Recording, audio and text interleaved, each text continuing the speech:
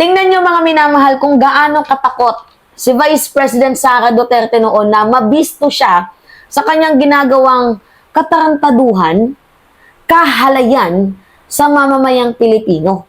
Kasi grabe sila, lubos silang manloko sobra-sobra.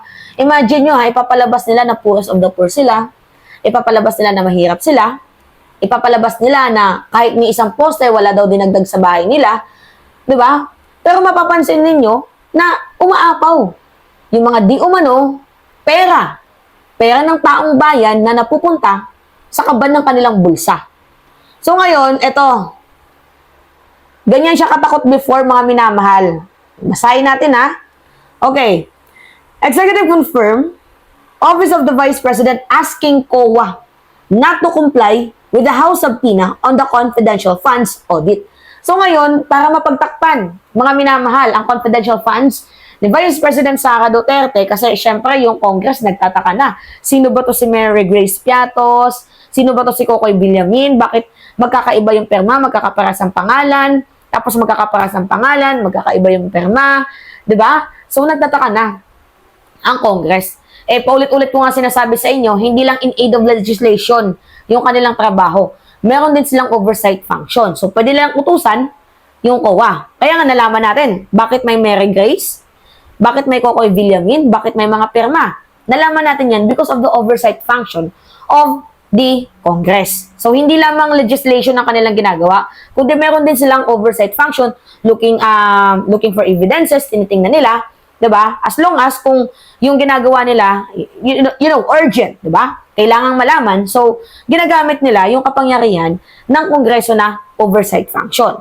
So, ngayon, mga minamahal, yung grupo ni Vice President Sara Duterte, yung OVP, humihingi dito sa COA na pagtakpan sila. Diba? Na wag mag-comply doon sa House. Diba? Yung mga hinihinging evidence. Kasi daw, mga minamahal, para daw na yung kanilang constitutional rights. Violation daw yun, mga minamahal, sa Principle of Separation of Powers. Yan yung sabi ng Office of the Vice President. Hindi po yun ganon, VP. Hindi po, wala pong na-violate na katulad ng sinasabi ninyo na citing various reasons for such as violation of constitutional principle of separation of power. Dahil unang-una, yung House of Representatives, ginagawa lamang po yung kanilang trabaho at kabilang na nga po doon is meron silang oversight function. So, meron silang karapatan na humingi ng tulong sa COA in case of emergency. Diba? So, basahin natin ito, mga minamahal.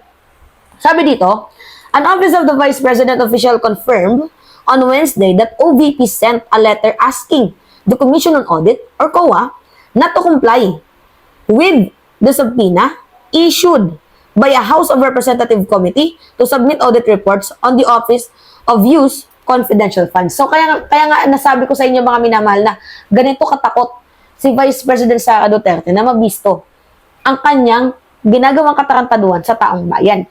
Now na nabisto na, mga minamahal, yung kanyang ginagawang kahalayan sa pera ng mamamayang Pilipino, ang ginagawa nila is, sige nga, mag-comment kayo, anong ginagawa nila?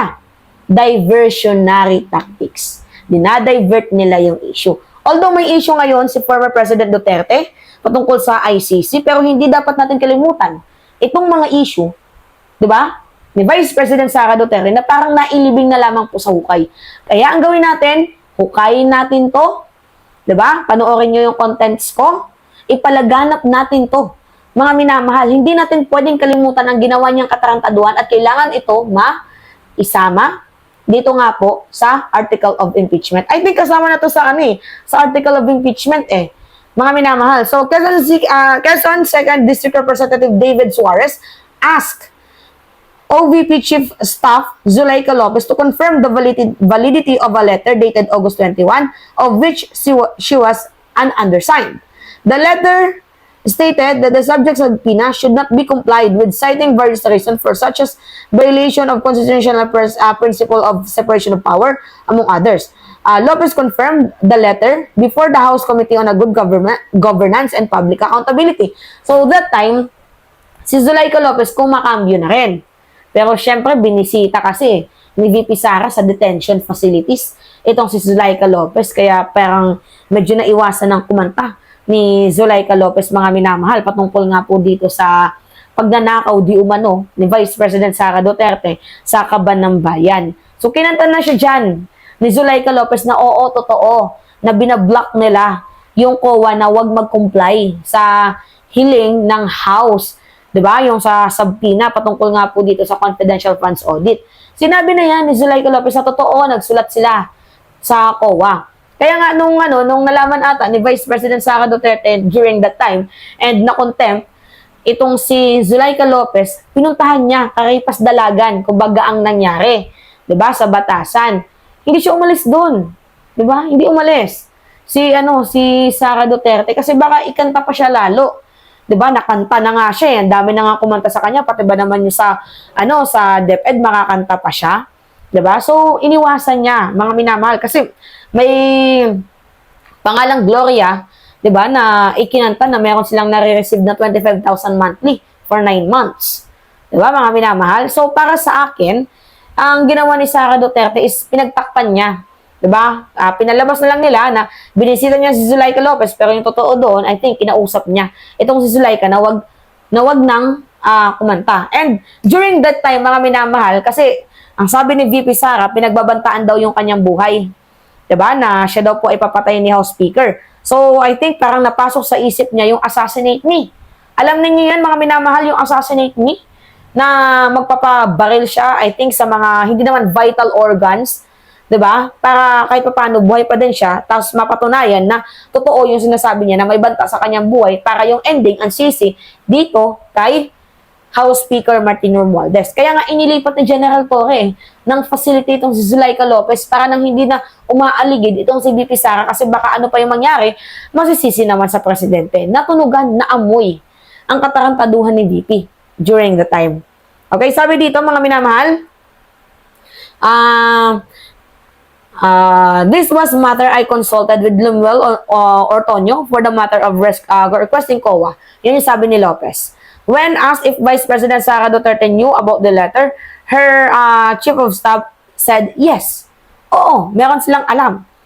And alam nga ni VP Sara yun. Pinagtakpan lang talaga nila.